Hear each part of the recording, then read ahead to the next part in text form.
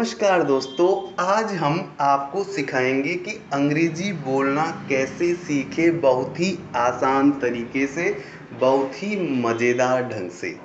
तो चलिए बिना किसी देरी किए वीडियो को स्टार्ट करते हैं। सबसे पहला सेंटेंस है दरवाज़ा खोलो। अब आपकी सामने जो स्क्रीन के ऊपर दिख रहा है कि ये बंद दरवाज़ा है।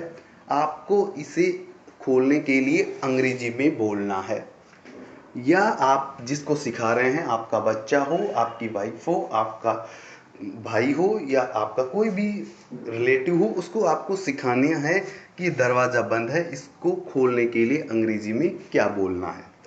तो देखिए, आपको क्या करना है, क्या बोलना है, ओपन। क्योंकि खोलने को इंग्लिश में क्या बोलते हैं, ओपन। ठीक है। अब बोलेंगे हम दा।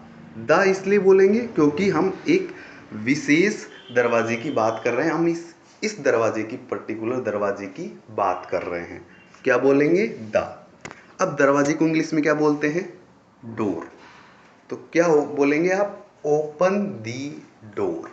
तो जब भी आपके घर में या आपके ऑफिस में या कहीं पर भी आपको बंद दरवाज़ा दिख जाए और आपको उसे खोलना हो, तो जब भी आप दरवाज़ा खोलें, अपने दिमाग में यह वाक्य को दोहरा ले कि इसको इंग्लिश में ओपन दी डोर बोलते हैं। यदि आपने इसे दिन में एक दो या दो बार, जितनी भी बार भी दोहरा लिया एक दिन के अंदर, तो आपके क्या हो जाएगा कि वो बार बार आपको ये बोलेंगे, तो आपको दिमाग में वो फिट बैठ जाएगा। आपको इसे याद करने की ज़रूरत नहीं पड़ेगी, फिर अपने आप आपके मुंह से निकलेगा ओपन दी डोर। क्लियर। चलिए, नेक्स्ट वाक्य है दरवाज़ा बंद करो। मान लीजिए आपका, जैसा कि आपको स्क्रीन के ऊपर दिख रहा है कि दरवाज़ा खुला हुआ है और इसे आपको बंद करने के लिए अंग्रेजी में बोलना है, या आप किसी बच्चे को या किसी भी को भी आप समझा रहे हैं इसको अंग्रेजी में कैसे बोलें। तो देखिए, आप क्या बोलेंगे, क्लोज, यानी बंद करने को क्या लिखेंगे इंग्लिश में, क्लोज। हम इस विशेष दरवाजे की बात कर रहे हैं क्योंकि ये दरवाज़ा है, हमारे सामने है, तो इसके लिए क्या बोलेंगे हम, दा। ठीक है। और दरवाजे को इंग्लिश में क्या बोलेंगे, डोर। तो क्या हो गया, क्लोज दी डोर। तो जब भी आपको खुला दरवाज़ा दिखे और इसके बंद करना हो, तो आपके दिमाग में इमेज आ जानी चाहिए, फिर आप क्या बोलेंगे, क्लोज दी डोर। यदि आपने ऐसा दिन में जब भी बार आप दरवाज़ा बंद कर रहे हैं, आपने 2-3 दिन यदि इस चीज़ को प्रैक्टिस कर ली, या एक दिन भी ऐसा प्रैक्टिस कर लिया, तो आपके दिमाग में बैठ जाएगा। आपको विशेष रूप से इसे याद करने की, रटने की ज़रूरत नहीं पड़ेगी।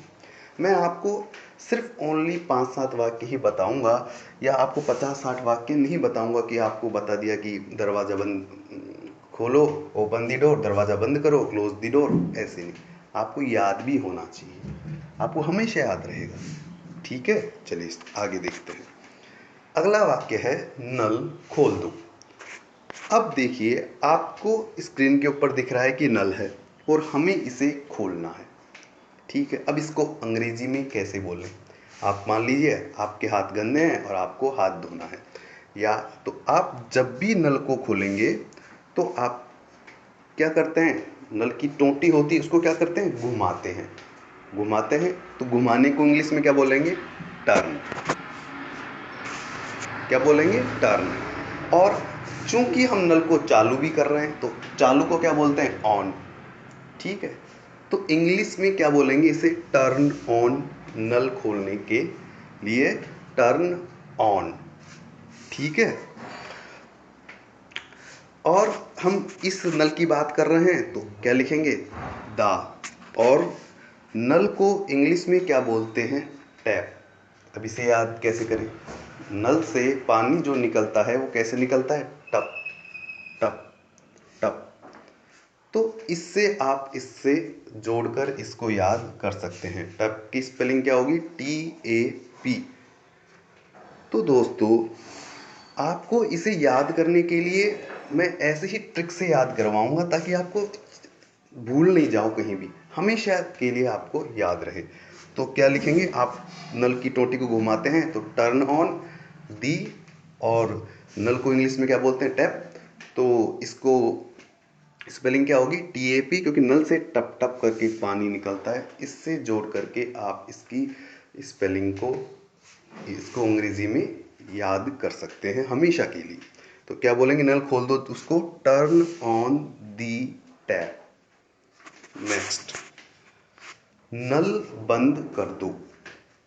अब देखिएगा कि मान लीजिए आपकी स्क्रीन के ऊपर जो दिख रहा है नल चालू है और आपको इसे बंद करने के लिए इंग्लिश में बोलना है, या तो कैसे बोलेंगे इस चीज़ को, तो आप वही नल की टोटी क्या करते हैं, घुमाते हैं। अब चालू है, उसको बंद करना है, बंद करने के लिए ऑन ऑफ होता है ना, तो बंद करने के लिए ऑफ।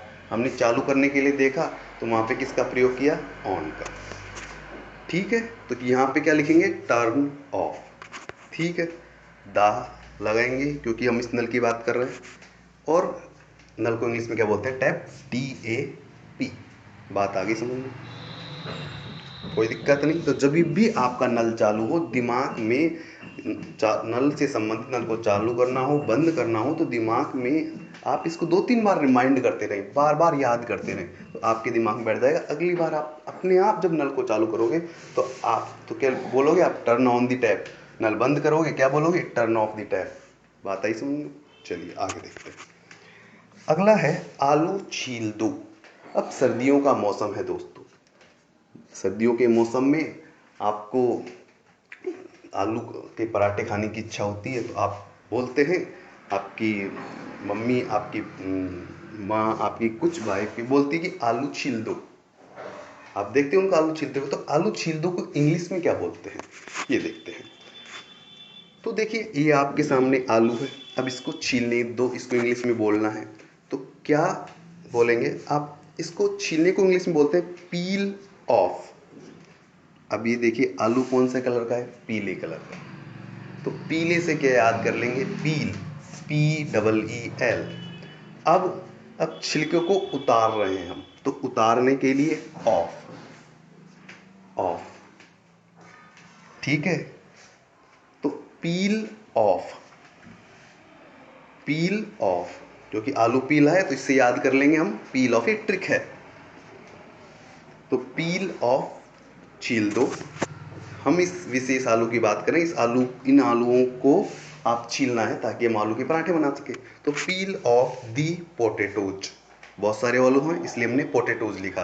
यदि एक पोटैटो की बात करते तो पोटैटो लिखते, तो बहुत सारे आलू थे तो क्या लिखा हमने, पोटैटोज। आलू को इंग्लिश में पोटैटो बोलते हैं, तो आप सब जानते ही हैं। तो आलू छील दो को इंग्लिश में क्या बोलेंगे, पील of the potatoes, peel of the potatoes. तो जब भी आपको आलू छीलते हुए आप कोई दिखे तो आपके दिमाग में रिमाइंड हो जाना चाहिए, पील ऑफ दी पोटैटोज।